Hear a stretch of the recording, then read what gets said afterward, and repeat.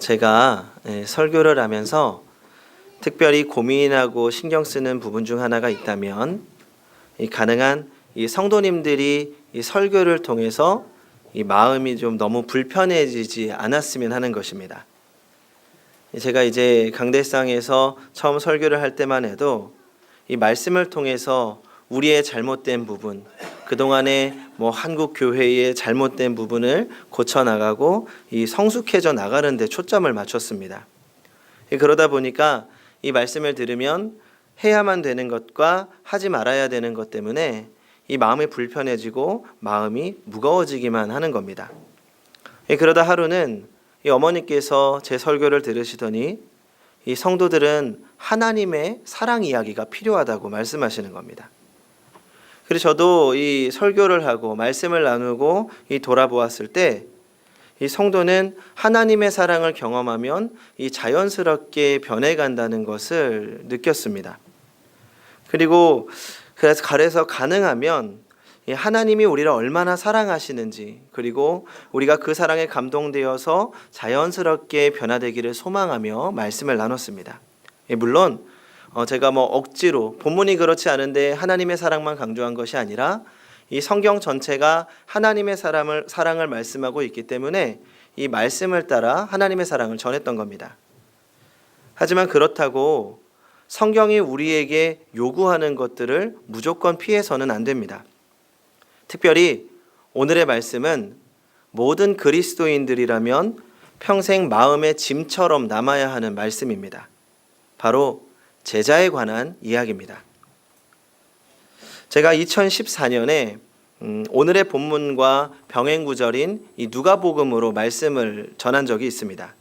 그때 설교 제목이 팬입니까? 제자입니까? 라고 하는 설교의 제목이었습니다. 그러면서 제가 그때 설교를 하면서 예수님을 따라다니던 사람들을 세 부류로 나눌 수 있다고 말씀드렸습니다. 첫 번째는 일반 대중입니다. 그저 호기심 때문에 예수님을 먼 발치에서 바라보던 사람들. 그리고 두 번째로 많은 무리의 제자. 예수님을 따르는 많은 제자의 무리였습니다. 그리고 세 번째는 이 제자의 무리 중에서 뽑힌 12명의 사도들입니다. 그래서 우리는 예수님을 그냥 호기심에서 먼 발치에서 바라보는 대중이 아니라 사도가 되어야 한다라고 이야기했습니다. 그러면서 마치 연예인을 좋아하면서 따라다니는 팬클럽과 같은 그리스도인이 아니라 진짜 예수님의 발자취를 따라가는 제자가 되어야 한다는 겁니다. 그런데 제가 최근에 생각이 바뀌었습니다. 요즘 팬클럽은 대단합니다. 좋아하는 연예인 생일이 되면 선물 사줘, 조공이라고 하더라고요. 새로운 노래 나오면 어떻게든 그 노래가 1등이 되기를 바라면서 앨범도 몇 장씩 사고 밤새 하루 종일 그 노래를 틀어놓고 콘서트라는 콘서트는 다 따라다닙니다. 10만 원, 10수만 원인데도 불구하고 다 따라다닙니다. 자신이 좋아하는 연예인이 좋아하는 옷은 어떤 색깔인지, 어떤 음식을 좋아하는지, 생일이 언젠지, 집은 어딘지, 연예인이 가는 곳이라면 어디든지 따라갈 준비가 되어 있습니다. 그리고 또 자기가 좋아하는 연예인처럼 꾸미고 다니기도 합니다. 그 제 사촌 동생이 예전에 어릴 적에 자우림이라고 하는 그 가수를 참 좋아했습니다. 이 친구가 팬클럽에도 가입을 했었는데 한 번은 이 팬클럽을 대상으로 이벤트를 했습니다. 이 자우림을 코스프레, 그러니까 자우림처럼 가장 잘 꾸미고 온 팬들에게 같이 식사도 하고 같이 사진도 찍을 수 있는 그런 특별한 이벤트를 선물로 해주는 겁니다. 그래서 제 사촌 동생이 이 자우림을 너무 좋아하다 보니까 이 똑같이 꾸미고 나가서 1등을 했습니다. 같이 밥 먹고 사진 찍는 겁니다. 그래서 한 번은 이 사촌 동생하고 같이 노래방을 갔더니 자우림 노래를 부르는데 자우림인 줄 알았습니다. 목소리도 똑같고 노래 부르는 것도 똑같고 자기가 좋아하다 보니까 목소리도 똑같아지더라고요. 진짜 팬이라면 이 정도는 하는 겁니다. 그런데 오늘날 팬보다도 못한 그리스도인들이 너무나도 많다는 겁니다. 예수님의 이야기는 주일에만 듣는 이야기입니다. 내 삶과는 전혀 관계없는 이야기, 내 삶에 조금도 영향을 끼치지 못하는 이야기. 그래서 차라리 예수님 팬이라도 많아지면 얼마나 좋을까, 그런 생각이 들기도 합니다. 그래서 오늘 말씀 가운데 우리의 제자로서의 정체성을 회복할 수 있기를 바랍니다. 어떤 사람들이 제자인지, 그리고 예수님께서 왜 제자를 부르셨는지 생각해 보면서 말씀을 나누겠습니다. 특별히 오늘은 예수님의 주변에 모인 그 사람들을 상상하면서 말씀 속으로 들어가려고 합니다. 오늘 마가복음은 누가복음과는 다르게 예수님을 따르던 사람들을 두 부류로 나눕니다. 무리와 제자들입니다. 먼저 제자와 비교되는 무리들을 살펴보겠습니다. 오늘 본문 7절을 같이 읽어보겠습니다. 시작.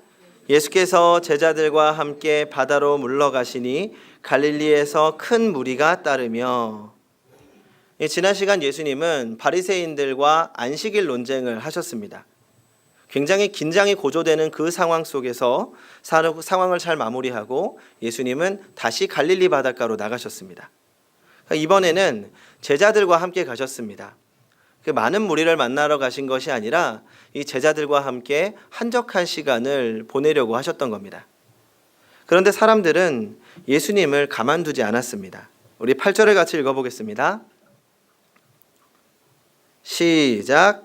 유대와 예루살렘과 이두메와 요단강 건너편과 또 두로와 시돈 근처에서 많은 무리가 그가 하신 큰 일을 듣고 나아오는지라. 이제는 사람들이 갈릴리 지역에서만 모이는 것뿐만 아니라 그 소문이 멀리 퍼져서 새로운 지역의 사람들도 예수님께 몰려들기 시작했습니다. 이 먼저 예루살렘에서 왔다고 하는데 예루살렘과 지금 예수님이 계신 이 갈릴리까지의 거리는 하룻길 정도 됩니다. 하루 꼬박 걸어야 되기 때문에 아마 사람들이 한 며칠을 나눠서 갈릴리를 찾아왔을 겁니다. 그리고 이두메로부터도 찾아왔다고 하는데 이 이두메는 갈릴리 지역에서 약 200km 정도 떨어진 지역입니다. 그리고 북쪽 두로와 시도는 이 전통적인 유대 지역을 넘어서는 곳입니다. 이 두로는 갈릴리로부터 한 90km 정도 떨어졌습니다. 게다가 이런 거리 계산은 일반적으로 직선 거리를 계산하는 거기 때문에 사람들이 실제로 걸어오는 거리는 아마 훨씬 더 길었을 겁니다. 우리나라로 따지면 이 서울에 있는 사람들이 대전에 있는 예수님을 보기 위해서 마차 하나 제대로 없던 시절에 걸어서 거기까지 간 겁니다. 참 놀라운 일이죠. 그리고 9절을 같이 읽어보겠습니다. 시작. 예수께서 무리가 에워싸 미는 것을 피하기 위하여 작은 배를 대기하도록 제자들에게 명하셨으니. 이렇게 모인 사람들이 예수님을 만지려고 밀고 당기고 난리가 났습니다. 이 여기서 에워싸 민다라는 말은 그 헬라어의 의미를 보면 주스를 만들기 위해서 포도를 쥐어 짜는 걸 의미합니다. 그러니까 얼마나 많은 사람들이 모여서 예수님 한 번 보려고 막 아웅다웅 난리가 난 것을 상상할 수가 있습니다. 그렇다면 이렇게 많은 사람들이 그렇게 멀리서부터 예수님을 보기 위해 찾아온 이유가 무엇입니까? 우리 10절 말씀을 같이 읽어보겠습니다. 시작. 이는 많은 사람을 고치셨으므로 병으로 고생하는 자들이 예수를 만지고자 하여 몰려왔음이더라. 그러니까 예수님이 사람을 고쳤다는 소문이 퍼지면서 예수님을 만지기만 해도 병이 나을 거라고 생각하면서 예수님께로 왔던 겁니다. 그러니까 예수님이 필요해서 모인 거죠. 오늘 무리를 한마디로 정의하면 무리는 예수님이 필요한 사람들, 예수님을 필요로 하는 사람들이라고 정의할 수 있습니다. 무리들은 지금 예수님이 필요합니다. 자신들의 문제를 해결하기 위해서는 이제 예수님밖에 방법이 없습니다. 병이 나아야 됐고 귀신을 쫓아내야 했습니다. 어려운 삶이 조금이라도 나아지기 위해서는 이제 예수님밖에 방법이 없었습니다. 그래서 먼 길을 마다하고 예수님 한번 만져보려고, 예수님 얼굴 한번 보려고 열심히 쫓아온 겁니다. 제가 요즘 금요기도회를 위해서 정말 많이 기도하고 있습니다. 이제 전도사님과 이야기하면서 어떻게 하면 금요기도회에 우리 많은 성도님들이 오셔서 함께 기도하고 또 응답 받을 수 있을까 고민하면서 이야기를 나눴습니다. 그러다가 제가 전도사님에게 이렇게 이야기했습니다.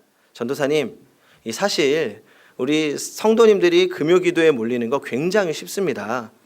기도회 하다가 죽은 사람 살아나면 그때부터 사람들이 줄을 섭니다. 제가 금요기도회가 뜨거운 교회를 좀 몇 군데 알고 있습니다. 그래서 어떻게 하면 우리 교회가 성장할까 해서 제가 홈페이지도 들어가 보고 또 예배 영상도 보고 그렇게 했습니다. 벤치마킹 하는 거죠. 그랬더니 보통 금요기도회 제목도 금요 성령 집회, 뭔가 이름만 들어도 뜨겁지 않습니까? 금요 성령 집회라고 하면서 기도하면서 많은 체험들이 있던 겁니다.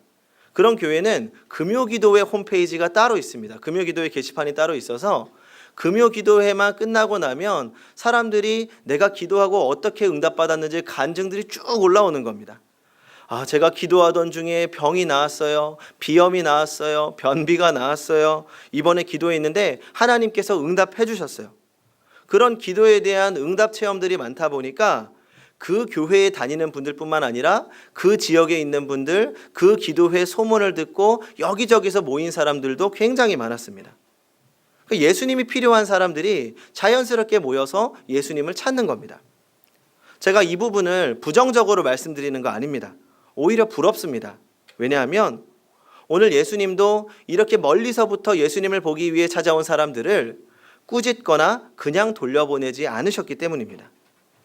예수님은 그렇게 멀리서 찾아온 사람들을 한 사람 한 사람 보살펴 주시고 고쳐 주시고 어루만져 주시고 귀신도 쫓아내셨습니다. 전 우리 교회 안에서도 이런 역사가 일어나기를 바랍니다. 우리의 간절한 필요에 의해서 주님을 찾고 애워싸고 붙잡고 만지고 늘어지면서 눈물로 기도하고 또 그 주님의 기도에 응답받고 하나님의 살아계심을 증거하는 일들이 너무나도 많이 일어나기를 바랍니다. 그래서 전 우리 행복한 교회가 정말 예수님이 필요한 사람들이 모이는 교회, 이제는 예수님밖에 방법이 없는 사람들이 모여서 함께 기도하고 함께 응답받는 그런 교회가 되기를 바랍니다. 하지만 우리가 꿈꾸는 그리스도인, 주님께서 우리에게 기대하시는 모습은 이런 모습이 끝이 아닙니다. 우리 13절을 같이 읽어보겠습니다. 시작. 또 산에 오르사 자기가 원하는 자들을 부르시니 나아온지라. 이제 예수님께서 많은 무리들을 돌려보내시고 산으로 올라가셨습니다. 그리고 예수님께서 원하시는 자들을 부르십니다. 바로 제자를 부르는 장면입니다. 특별히 오늘 말씀에서 우리가 주목해야 될 부분이 있습니다. 부르시니 나오는지라. 예수님이 부르시니 나오는지라. 여기서 우리는 제자의 정체성을 확인할 수 있습니다. 성도 여러분, 제자는 복잡하게 설명할 필요 없습니다. 제자는 부르심에 응답하여 나오는 사람이 제자입니다. 며칠 전에 제가 인도네시아 선교사님 부부를 만나서 식사를 같이 했습니다. 사실 저는 그 두 분을 잘 모르고 제 아내가 모교회 다닐 적에 잘 돌봐주시던 권사님이 계신데 이제 그분의 아드님 부부가 선교사님이셔서 같이 식사를 하게 된 겁니다. 저는 오랫동안 선교사님에 대한 이야기는 건너서 들어왔기 때문에 이분이 당연히 목사님이신 줄 알았습니다. 그런데 목사님이 아니시더라고요. 이야기를 들어보니까 원래는 우리나라에서 두 분이 학교 선생님, 학교 교사하셨다고 합니다. 우리나라 직업 1순위에 꼽히는 안정적인 직업입니다. 그러다가 하나님의 부르심을 받고 이 선교의 마음을 품게 된 거죠. 그래서 그 좋은 직장, 안정적인 직장 학교를 그만두고 이 호주에서 훈련을 받으면서 이 선교할 생각을 했고, 그리고 선교지로는 인도를 선택하려고 했습니다. 그러다가 이제 2014년에 인도네시아에 잠깐 가게 됐는데 그때 인도네시아에 큰 사건이 있었습니다. 쓰나미가 닥친 거죠. 그걸 보면서 그때 하나님께서 왜 이 나라에 이런 큰 아픔을 주시는 걸까 많이 고민하게 되었다고 합니다. 그러다가 이 아픈 마음이 하나님의 부르심이라는 것을 깨닫고 인도네시아로 선교 사역을 하게 되신 겁니다. 그러니까 이야기를 들으면서 야, 이분들 정말 하나님 제자구나, 정말 예수님 제자구나 라고 생각했습니다. 그런 이유가 있습니다. 제가 이 선교사님 부부와 대화하면서 짧은 시간 안에 가장 많이 반복되는 단어, 가장 많이 들었던 단어가 있습니다. 바로 부르심이라는 단어입니다. 제가 만나서 인사를 하면서 이제 뭐 이야기하다가 초반에 저는 한 번도 해외 선교에 대해서 생각해 본 적이 없어요. 제가 나가는 건 한 번도 생각해 본 적이 없고 저는 한국에서 우리 교회를 건강하게 세우는 데 관심이 있습니다. 그렇게 말했더니 이렇게 말하시더라고요. 하나님의 부르심은 모르는 일이에요. 맞는 이야기였습니다. 제가 지금 이곳에 있는 이유도 하나님이 부르셨기 때문입니다. 그러지 않기를 바라지만 하나님이 다른 곳으로 부르시면 저는 지체 없이 순종해야 됩니다. 우리 그리스도인들은 부르심을 따라 살아가는 인생입니다. 주님이 부르시면 순종하는 겁니다. 이 부르심은 저 같은 목회자만을 향한 부르심이 아닙니다. 모든 하나님의 자녀들을 향한 부르심이 있습니다. 가정에서, 일터에서, 학교에서, 이웃들과의 관계 속에서 우리의 모든 삶의 영역에서 우리를 향한 부르심이 있고 우리에게 각자의 소명을 주신 겁니다. 그리고 그 부르심에 응답하여 주님께 나오는 사람, 그 사람이 제자입니다. 성도 여러분, 다시 한번 강조하지만 제자는 부르심에 응답하는 사람입니다. 주님께서 우리의 마음 가운데 주시는 거룩한 부르심에 응답하시기 바랍니다. 조금은 무겁고 조금은 부담되겠지만 주님이 우리를 제자로 부르시는 분명한 이유가 있습니다. 제자를 세우신 이유가 있습니다. 그러니까 무리에 대해서 설명을 했는데 무리가 예수님을 필요로 하는 사람이라면 제자는 예수님이 필요로 하는 사람입니다. 오늘 말씀은 예수님이 제자를 부르신 분명한 목적을 분명하고 명쾌하게 말씀하고 있습니다. 14절 앞부분을 제가 읽어보겠습니다. 이에 12를 세우셨으니 이는 자기와 함께 있게 하시고 예수님이 제자를 부르신 첫 번째 이유, 그러니까 제자의 첫 번째 목적이 무엇입니까? 주님과 함께 있는 것입니다. 윌리엄 바클레이가 쓴 책 중에 예수의 생애와 사상이라는 책이 있습니다. 이 책을 보면 이 구절에 대해서, 오늘 말씀에 대해서 이렇게 설명합니다. 예수의 제자들만 예수와 함께하는 생활이 필요했던 것이 아니라 예수 자신도 함께할 제자들이 필요했다. 예수님도 한 완전한 인간으로서 자신의 생각을 함께 나누고 함께 기뻐하고 함께 슬퍼할 사람들이 필요하셨다는 겁니다. 생각을 나누고 비전을 나누고 함께 만들어 나가는 것은 사람들에게 있어서 가장 높은 수준의 기쁨입니다. 그러니까 어떤 성취 그 자체가 아니라 성취를 이루어가는 과정을 공유하고 나누는 것 자체가 기쁨이라는 겁니다. 한번 말씀드렸다시피 제가 우리 행복한 교회에서 가장 좋아하는 모임이 바로 당회입니다. 당회. 우리 장로님들께는 제가 정말 죄송한데 당회만 하면 저 때문에 자꾸 길어집니다. 요즘 우리 행복한 교회를 보면 행복한 고민이 너무나도 많습니다. 올 한 해만 해도 새 가족들이 19분 오셨습니다. 놀랍지 않습니까? 이건 기적입니다, 사실은. 그리고 존폐 위기였던 청소년부가 오늘 아침에도 전도사님하고 이야기했는데 올해 새로운 애들이 30명이랍니다. 그러면 올 한 해만 우리 행복한 교회에 50명이 오신 겁니다. 그리고 청년들도 점점 영적으로 성장해 나가려고 노력하고 있는 가운데 있습니다. 그러다 보니까 해야 될 일들이 굉장히 많습니다. 이 어떻게 하면 은혜를 유지해 나갈까 고민이 많습니다. 그러다 보니까 자꾸 이야기가 길어지는 겁니다. 주님이 원하시는 교회를 만들기 위해서 이렇게 하면 어떨까요? 이거 정말 필요하지 않을까요? 신나서 이야기하다 보면 시간 가는 줄 모르는 겁니다. 그런데 그렇게 같이 이야기하고 같이 생각하고 같이 기도한다는 것이 너무나도 감사하고 행복한 겁니다. 저만의 기쁨이겠습니까? 장로님들도 기쁘지 않으십니까? 네, 감사합니다. 이렇게 함께 나누고 공유하는 것이 그리스도인들에게 기쁨입니다. 그런데 우리 주님도 우리와 공유하기를 원하십니다. 주님도 우리를 향한 꿈이 있습니다. 성도 여러분 한 사람 한 사람을 위한 하나님의 계획과 하나님의 뜻이 있습니다. 우리 교회를 위한 하나님의 꿈이 있고 성도님들이 속해 있는 직장과 가정, 학교, 이웃들을 향한 꿈이 있으십니다. 우리 주님은 그 꿈을 제자들, 우리와 함께 공유하고 함께 만들어가고 싶어 하십니다. 그래서 우리는 늘 주님 곁에서 주님의 생각을 물어야 합니다. 주님, 내가 지금 속한 이곳에서 주님이 꿈꾸시는 것이 무엇입니까? 주님 지금 나에게 바라시는 것이 무엇입니까? 그리고 들어야 합니다. 그리고 그 부르심에 응답하는 것, 주님의 꿈을 이루어가며 주님과 동행하는 것이 제자고 우리 그리스도인들의 기쁨입니다. 그리고 14절 뒷부분을 제가 읽어보겠습니다. 또 보내사 전도도 하며, 여기서 제자의 두 번째 목적을 나타냅니다. 무엇입니까? 보내어 전도하게 하며. 데이빗 왓슨이라고 하는 분이 쓴 제자도라고 하는 책이 있습니다. 예수님의 제자라면 어떻게 살아야 하는지에 대해서 설명한 고전 중에 하나입니다. 이 데이빗 왓슨이 제자도에 있어서 강조하는 것 중에 하나가 바로 주님의 지상 명령을 수행하는 것이라고 말합니다. 주님의 마지막 명령이면서 주님의 모든 제자들은 이유 여하를 막론하고 복음을 증거해야 된다는 겁니다.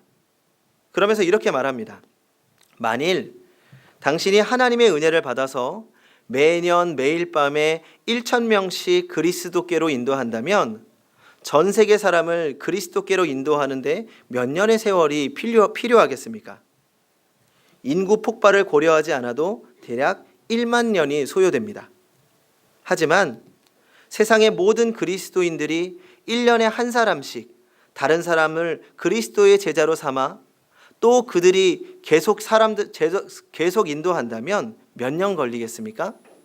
단 32년이면 됩니다. 우리 한 사람에게 맡겨진 생명의 무게를 감당할 때 그때 우리는 주님이 꿈꾸시는 복음의 나라를 이루어갈 수 있다는 것입니다. 그래서 우리는 한 영혼을 위해 기도하고 한 영혼을 위해 온 힘을 다해야 합니다. 주님이 우리에게 맡겨주신 그 한 영혼, 한 생명에 대한 무게를 책임지고 감당해야 됩니다.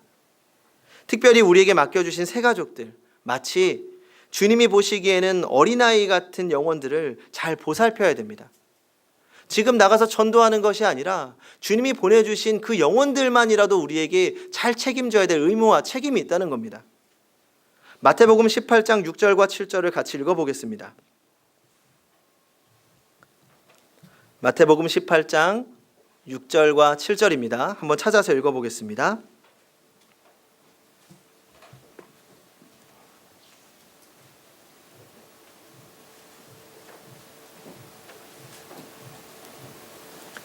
같이 읽어보겠습니다. 시작. 누구든지 나를 믿는 이 작은 자 중 하나를 실족하게 하면 차라리 연자 맷돌이 그 목에 달려서 깊은 바다에 빠뜨려지는 것이 나으니라. 실족하게 하는 일들이 있으므로 말미암아 세상에 화가 있도다. 실족하게 하는 일이 없을 수는 없으나 실족하게 하는 그 사람에게는 화가 있도다. 무서운 말씀이죠. 이 말씀은 예수님을 보기 위해 찾아온 어린아이 하나를 세워두고 하신 말씀입니다. 순수한 마음으로 주님을 찾은 그 영혼의 무게를, 무거운 책임감을 가지고 잘 양육해야 한다는 것입니다. 그러므로 생명의 무게를 기억하시기 바랍니다. 주님은 우리에게 복음을 전하게 하기 위해서 부르셨습니다. 상황이 허락하지 않는다고 포기해서도 안 되는 일입니다. 주님은 우리 안에 복음의 열정, 생명에 대한 존귀한 가치가 회복되기를 지금도 기다리고 계십니다.